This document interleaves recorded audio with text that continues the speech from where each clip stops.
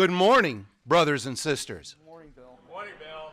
Thank you. That was a little bit better than when we took the attendance. I appreciate that. So before I get started, and this is always kind of a tradition as well, I couldn't help but look at the weather this morning at home, my home of Minnesota. It was 44 degrees, or 6 degrees Celsius for our Canadian brothers and sisters. And it inspires me because it's football season. So, in the room, show of hands if you want to. We have any Tennessee Titan fans? That's normal. Okay, I'm sorry. The Vikings beat them first home opener. But I did have an opportunity to go down to the new stadium, and wow, it is like really cool. I was there for a preseason game, not for this one because it was in Tennessee, but very, very interesting complex. And of course, Super Bowl is there in 2018. So anyway, we're going into an exciting year, even though we don't have Teddy, but we're doing okay. So with that, welcome to the Executive Board, the 119th. This morning, I'm going to give you a brief outlook on what's happening with the Professional Development Group, the Information Technology Advisory Committee, and Pilots for Pilots. I'm also going to remind you of what you need to do for this year's Board of Directors meeting. Before I discuss these points, let's take a brief look at ALPA's membership numbers.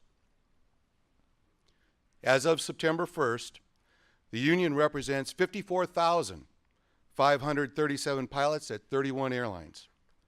This amount breaks down to 46,378 active members, 4,925 apprentice or reactivated members, and 390 members on furlough. The Professional Development Group has a new chairman, United First Officer Richard Swindell. Richard, stand up, please. Thank you, sir.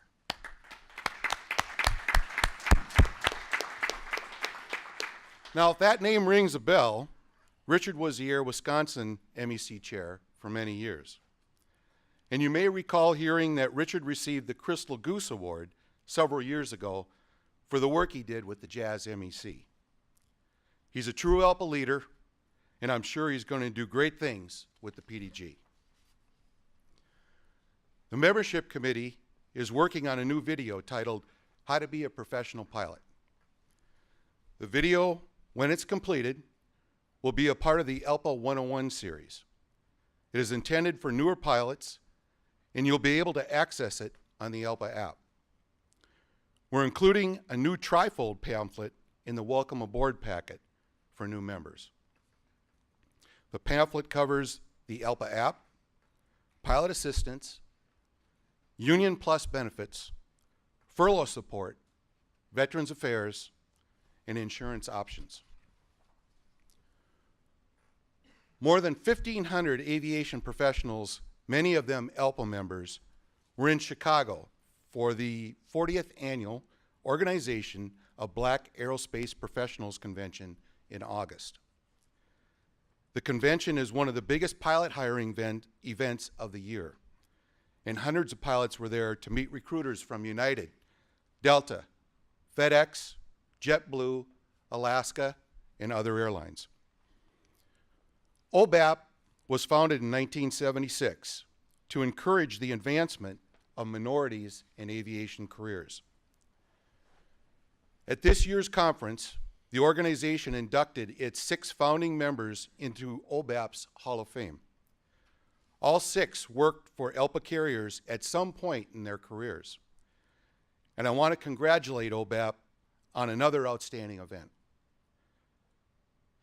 The Education Committee recently established a new ACE Club at Central Washington University.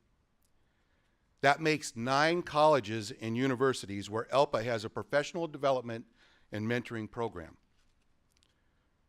Earlier this year, ALPA presented a plaque to Lewis University for the great job its ACE Club is doing.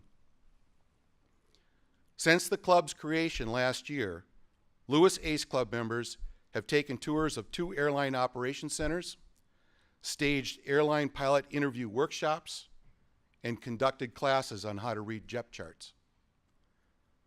Meanwhile, the Leadership Committee conducted training for MEC members of our newest pilot group, Frontier. The conference provided an overview of ALPA's many resources and programs, and the Frontier MEC is now putting that information to good use. In addition, the Leadership Committee continues to work with ALPA's IT, SIMDAR, and communications departments to develop computer-based training modules for the pilot reps who get elected outside of a regular election cycle. The first module should be available early next year. And speaking of IT, the Information Technology Advisory Committee is overseeing a number of projects.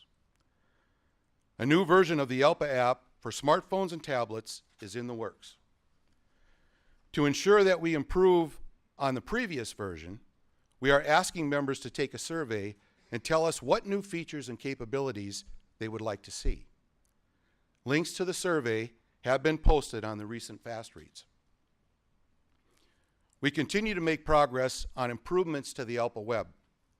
After finishing the work on the public pages, we've moved on to the members-only portion and are updating MEC and committee pages at this time. The AMBER project has made it possible for us to provide more information about ALPA's insurance products online. AMBER is a massive undertaking, and I'm sure Randy will have more to say about it in his presentation. Also, from our IT folks, a new Ames email blast system called Real Magnet will be available in the near future. Details to follow. Shifting gears, let's talk about ALPA's Emergency Relief Fund, or Pilots for Pilots. Since its existence, P4P has issued grants to hundreds of ALPA families to recover from widespread disasters. As part of our fundraising efforts, P4P continues to use Amazon Smile to supplement donations. All you have to do is register ALPA Emergency Relief Fund as your designated charity. I want to thank all of those MECs that advertise P4P in their communications, and I encourage others to do the same. We want all of our pilots to use this important member resource when they need it and to contribute when they can. Next month, I will be issuing a challenge to the Board of Directors, and I expect lots of support. And of course, speaking of the BOD, it's only a month away. The 46th Board of Directors meeting will be held October 17th through the 20th at the Washington Hilton in DC. September 1st was the date to determine the distribution of EVP groups for the next 2 years. This is important for our Group B carriers. The new alignment is as follows. Group A includes Delta, United, and FedEx. Group B1 includes JetBlue, Envoy, Endeavor, Frontier, Hawaiian, Piedmont, and ATI. Group B2, ExpressJet, ASA, PSA, Virgin America, Compass, Sun Country, and Island Air. Group B3, Alaska, Spirit, Mesa, Air Wisconsin, Trans-States, Commute Air. And Group C, Air Transat, Bearskin, Calm Air, Canadian North, First Air, Kelowna Flightcraft, Jazz Aviation, and Wasaya. BOD roll call numbers will be based on voting membership as of September 30th.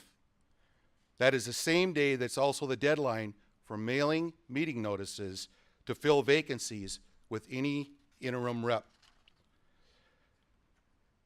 The BOD registration deadline has come and gone. However, we still may be able to accommodate a few stragglers. If you need assistance, please see Cookie Robinson in the Strategic Member Development and Resources Department. Keep in mind that these deadlines are important because each time we meet as ALPA's Board of Directors, we set a new course for this union. Every 2 years, we get together, we make decisions about what kind of organization ALPA will be. Completing these processes in a timely manner is crucial. Doing so enables us to make sure that every ALPA pilot has a voice at this meeting. If you don't meet your deadlines, you could literally be shortchanging your pilots. It's been said that as pilots, we hope for the best and we plan for the worst. We need to prepare for the BOD the same way. We need to think about what makes sense for our members and our profession. We need to think beyond what benefits our individual pilot groups and consider how to help the entire group. At the 46th Board of Directors meeting, let's remember that we are powered by pilots. As we review this year's policy proposals, let's think about how these proposals could affect all of our 54,000 plus members.